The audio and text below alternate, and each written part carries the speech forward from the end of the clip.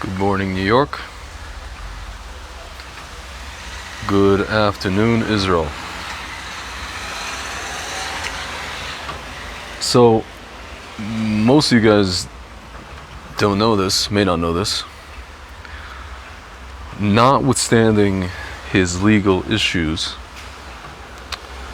which I won't talk about at the moment, because there really is no point.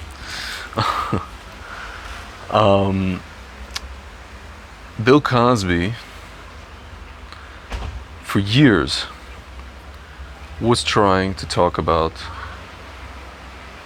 and air out very publicly some of the issues in his community.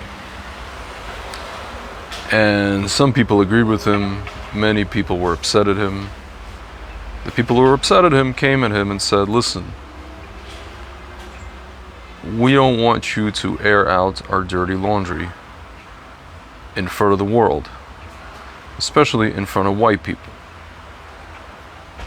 And what he was saying in response, what he said in response was, listen, guys, I mean, we're not going to solve our problems unless we get them out in the open. Clearly, keeping them in private, talking about them in private, doesn't work either. Right? Because even when you do that, the people who do get called all kinds of names. Guys, you know, in the last couple of weeks, what I noticed is that I feel like what I would call the Torah observant community, I feel like we're doing something similar to what was done to Bill Cosby. I feel like, you know, this lady comes out, Julia Hart, she comes out and says the things that she says, or portrays the things that she portrays in her show. And, you know, all the women in the Orthodox community, a lot of the women, come out and say, well, my life is not like that. I'm like this and I'm like that. And, you know, I'm a CEO, I'm a mother, I'm not suppressed, I'm not this, I'm not that. They do say, they give a caveat, they say, well, listen, life is not perfect.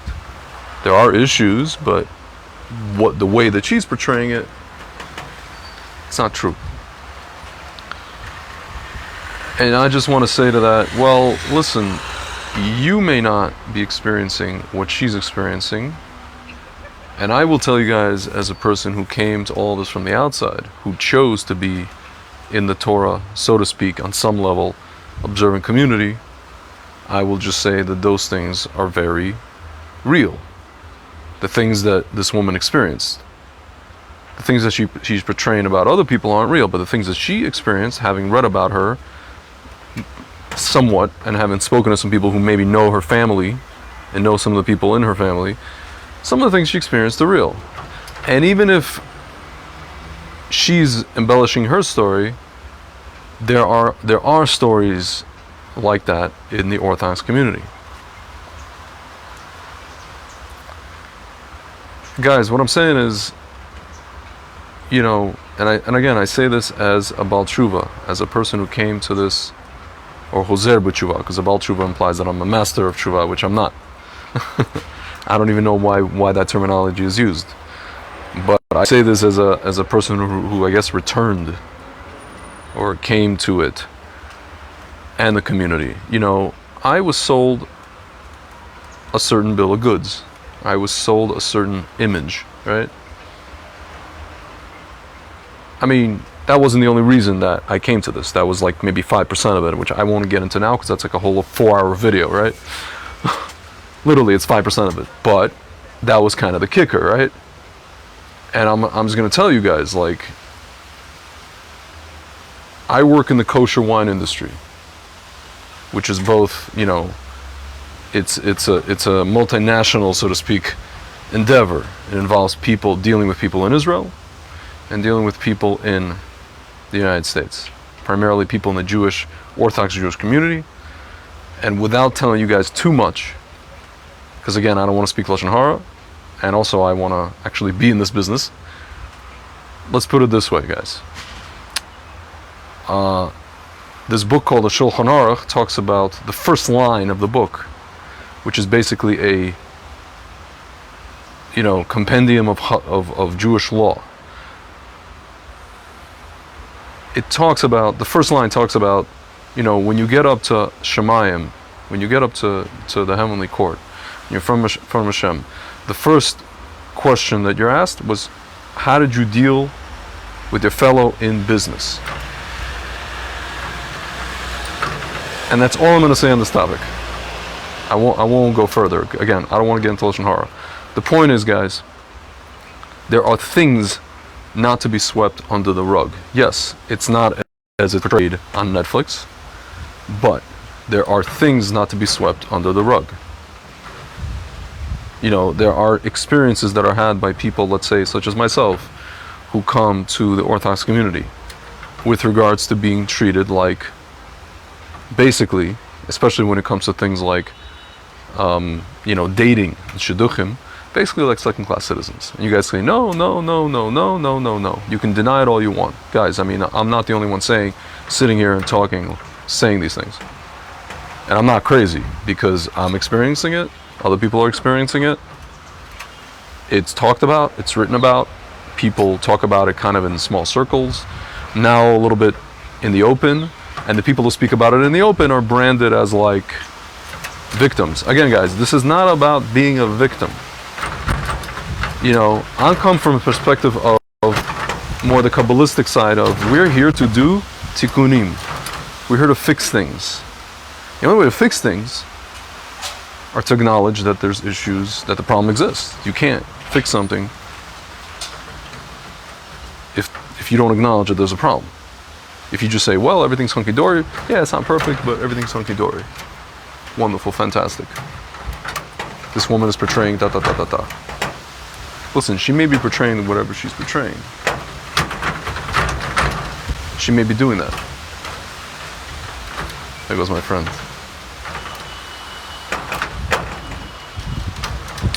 But at the end of the day, it doesn't matter. The way she's doing it, how she's doing it, what she's saying, it doesn't matter. What matters is there are issues. Even if she's exaggerating her issues, there are issues. You can't run away from them. And this is what we're here to do. We're here to fix things. We're here to have unity, but the only way to have unity is to acknowledge each other's issues. And to acknowledge each other's pain, I guess. This woman probably saw at some point, again, I don't know her motives, that, nobody's really acknowledging what she's saying, or what and there's other people like her. She's like, you know what, I'm just going to go public with this. Again, I don't know the full story, but there are people that did not have good experiences. There are also people that had not so horrible experiences that left the community anyway. Why? Because they saw something. They saw human beings acting in the way that human beings act. Okay? I got the wind over here. The Yetzer Hara doesn't want me to talk to you guys about this. You know what I'm saying? So, my friends, in order for us to move forward here, in order for us to really have unity, we can't come to people and say, well, yeah, there's problems, but let me tell you about this and how this is wonderful and great. Okay, it's wonderful and great. I don't dismiss that either. I don't dismiss my friend Daniel Katz, who says, I'm a Haredi Jew, and I live like this, and I do this, and my wife lives like this, and this is great, this is fantastic. He even says there are problems. Don't say there are problems. Tell us what the problems are. And if you want to say, well, listen, we're private people, clearly not. Because at the end of the day, we all claim we're private people, but at the end of the day, I never saw so much Lashon Hara in a community like the community that learns about the halachas of Lashon Hara. I never saw so much Lashon Hara as I did in the Orthodox community. And guys, I can tell you I have a frame of reference because I've come from the secular community. And you could say, well, the seculars, they also this and that, and the media, and people speak Lashon Hara. Yeah, but these people don't claim to come in the name of God. You do. Just like the guys that I mentioned, the people that I mentioned in my industry. Well, we're human beings, and this, and what do you want, and we're doing business. Yeah, but secular people, or let's say, I don't know, non-Jews, but secular people are not coming to claim that they're coming in the name of Hashem. You are. Both externally and just by the way you live your life. You keep Shabbat, you keep kosher, you daven, you are externally visible as a Jew, and then you do what you do in business, and then you wonder why people are, commit anti-Semitic attacks. Listen, ladies and gentlemen, not justifying anti-Semitism, but I mean, we are supposed to be allowed into the nations. We are supposed to be allowed into the nations, guys. And if the first line in our law book say, well, you go up to Shemayim and Hashem asks you, were you honest in business? How did you deal with people in business? What are you going to say for yourself? Oh, well, come on, you understand. I had kids to send to this. Well, you understand, everybody in my industry was doing that. So it just became the industry standard. They don't treat the women like second-class citizens. Listen, I'll be honest with you, there are people in my community, primarily who grew up from, some guys, they don't treat women as second-class citizens. There's a lot of, what's called frat bro behavior. There's a lot of frat bro behavior. You know what I'm saying? There's a lot of that. Okay. At the same time, the women kind of fall into it because they're also whatever. There are gender roles, let's put it this way. It's not second-class citizens. You want to go to certain circles within the Hasidic community, let's say, maybe even that's changing. But there is a lot of, what I noticed, there's a lot of frat bro behavior. It's like what we call parochial behavior. You know what I mean? Which I never subscribed to. Not when I was secular, not now. This is the stuff that makes me want to, barf. For lack of a better term. So maybe that's why I also don't fit into that. So yeah, guys, sweeping stuff under the rug. However this person went on Netflix and exaggerated and lied and this and threw under the bus, sweeping stuff under the rug ain't gonna work either. We're not gonna pull this, shtick that we see a lot in other communities. Particularly, again, we see this in the African American community straight up. And finally, a guy, I think I mentioned this before, a guy like Kwame Brown, former basketball player, who's a real, you can't call this guy Uncle Tom. He comes out and says things, and the black community is listening, because they are looking at him, they're well, if this guy's saying stuff, okay, it's not Larry Elder, it's not, who's that other guy? Thomas Sowell. It's not Candace Owens, it's Kwame Brown. If you guys don't know who Kwame Brown is, go on YouTube and look him up. Kwame Brown. If a guy like that is saying some stuff, now you have to solve the problem. Now you have to take action. So guys, we got to bring it all together. Hiding under cute social media posts about how we're CEOs and how we're this and how we're that. It's nice, it's good.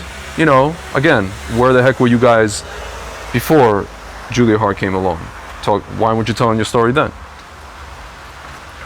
But, to invalidate, the pain and the tests, let's say the tests of the people actually who see the issues and experience all the stuff in the community, who actually stay, not the people who leave, but people who stay, whether it's a Balei Tshuva or the people who grew up from, who had abuse or divorce or this or a guna or that, all kinds of issues, and they stay despite all that. They believe in Hashem despite all that. They lean on Hashem despite all that. They work on their emunah and bitachon despite all those things. To invalidate their story, to not listen to them, and see where you could be, where we could fix these things. Instead of just saying, oh, well, you know, that person's like, you know, it's like they talk about, you know, who hurt you, you know? It's like when the guys come out, there's a movement on I'm not going to name the movement on YouTube of guys who come out and say, and you know, who are like, whatever, they went through some relationship issues, divorce, and they were really, you know, taken to the cleaners in court, and these women are like, who hurt you? You know, instead of saying to people who hurt you, is to actually validate, understand that there's an issue, and let's figure it out. Let's figure out how to fix this thing. Because again, we're not going to move forward as a nation together. We're not going to have achdut, unity. You know, Hashem is not going to come to a nation where people are like, this group of people saying one thing, this other group of people saying, well, that's not true, or that's, you know, that's an exaggeration.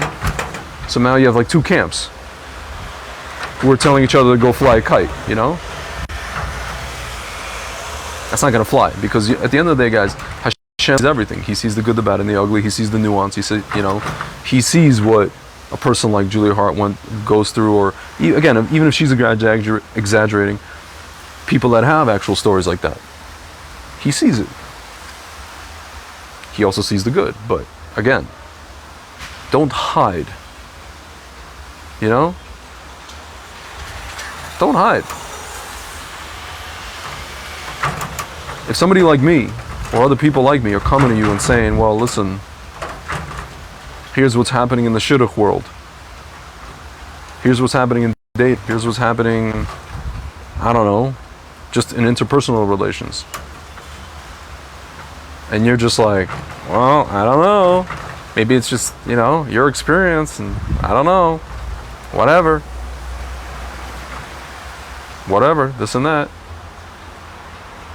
Guys, that's not going to help anybody. You know? Like I said, notwithstanding his legal issues, let's not turn people into the Jewish version of Uncle Tom's. Let's actually listen to people, and let's try to see where we can fix the problem, and let's shine a light on the problem.